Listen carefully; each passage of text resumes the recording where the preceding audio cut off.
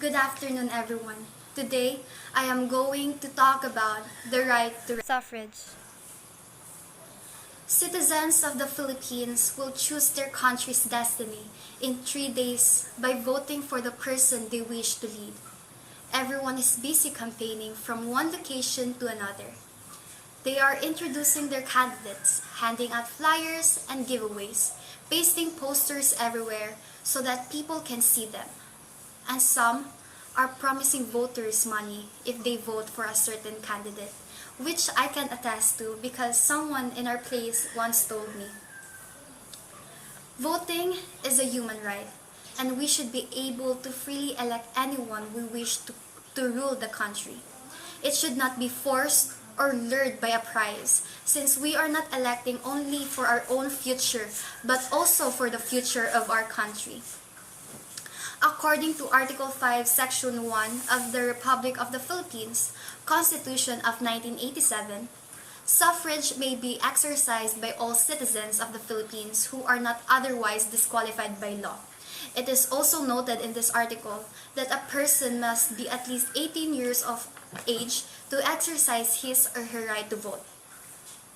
The Commission on Elections encourages individuals to register their names so that they can vote for the candidate who is properly entitled to run the country. We should vote for a variety of reasons. To begin with, exercising one right to vote is absolutely essential to being a good citizen.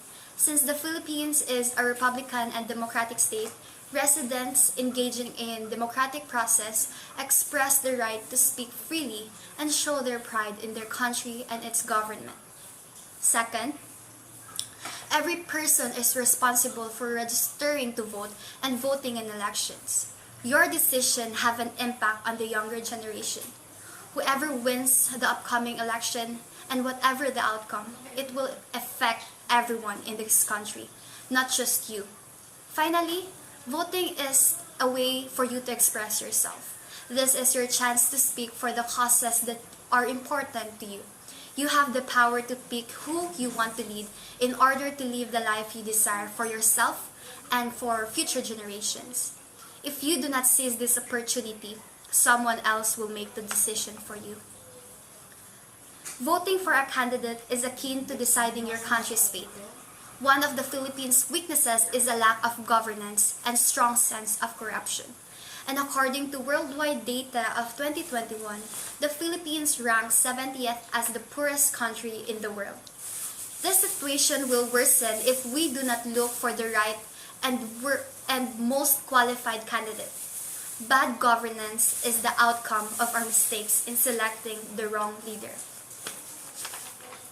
Voting is a difficult responsibility and a difficult task. Voters are having difficulty deciding who will be the best leader for the country. A leader who genuinely cares for the country, its people, its culture, and its legacy. A good leader is someone who has a clear long-term vision for the country and is capable of resolving difficulties and bringing the entire nation together. A good leader who recognizes that as a country's leader, he or she must bear greater responsibility for the consequences of not just his own actions, but also those made by others under him.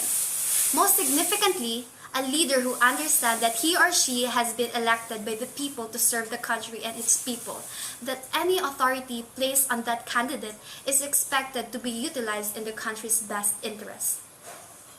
As a first-time voter, I will exercise my right to vote in this coming election, ensuring that my vote is cast for the most qualified candidate and who can aid and lead the country.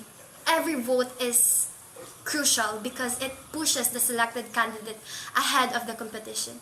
That is why we should choose carefully and vote wisely, since the destiny of the nation is in our hands. However, once the election is over, the fate of the Philippines in the next 6 years will be determined by who sits in the Malacanang Palace. As the election approaches, don't waste any more time supporting the unsuitable candidate. Examine each candidate thoroughly and find out what their goals are for our country. You must pick a good leader if you want to have a good government. That's all. Thank you.